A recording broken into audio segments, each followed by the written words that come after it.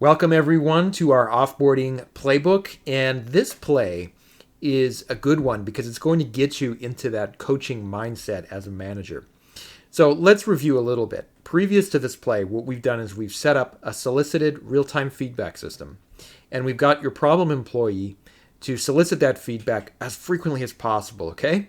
At least once a week. And what's sort of magical about this is that it really shifts the relationship between manager and employee to really a coach relationship, not sort of some kind of evaluator examiner relationship.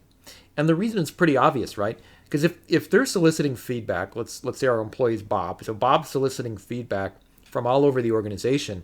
They're going to be getting feedback from multiple sources. So it's going to click, fairly straightforward ways. If they're getting feedback from people other than their manager, they're going to realize, okay, this isn't about just what the manager thinks. This is about the feedback they're getting, like a 360 kind of environment. Now, of course, it's perfectly fine if some, if not most of the feedback is actually coming from you, the manager, if you're kind of in that supervisory role in this case.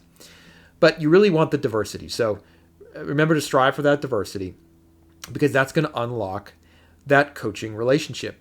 And what you want to do is, think of it this way. Next time you get together with Bob after they've started to get the feedback, the conversation should be along the lines of, tell me what feedback you're getting. What's the feedback? And then have Bob kind of read it back. And then what you do is you kind of start to ask strategic questions, right? So you want to practice that active listening, listen to what they're saying, and then, strategize with Bob, okay?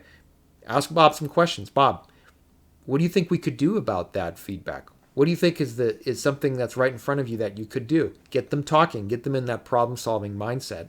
And again, we're attacking the problem, right? Always attacking the problem. And this very, very often works, okay?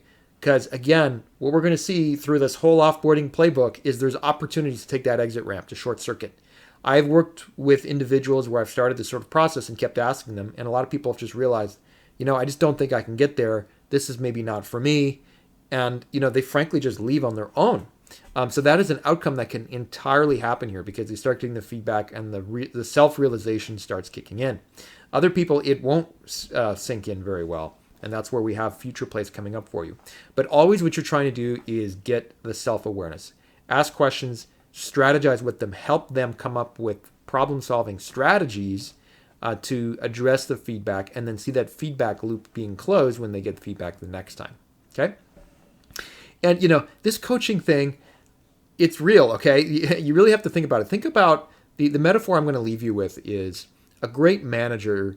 It really is like a coach in a professional sports team. I know we get lots of examples of coaching. Some of it we think of, kids soccer coaches or something. But we're talking about professionals here, right? We're engineering professionals. You're an engineering professional. And what happens at an elite level with coaching is most players, good players, they know what their strengths and weaknesses are. Okay, they either have the data or someone's helping them collect that data, right? Pitchers know that maybe they need a better fastball, whatever it is in pro sports. The players know what it is. The role of the coach isn't to tell the player you're good at this or you're weak at this. The goal of a good coach is to sit back, watch the games, and then help them strategize, help them come up with ideas that can improve. Okay?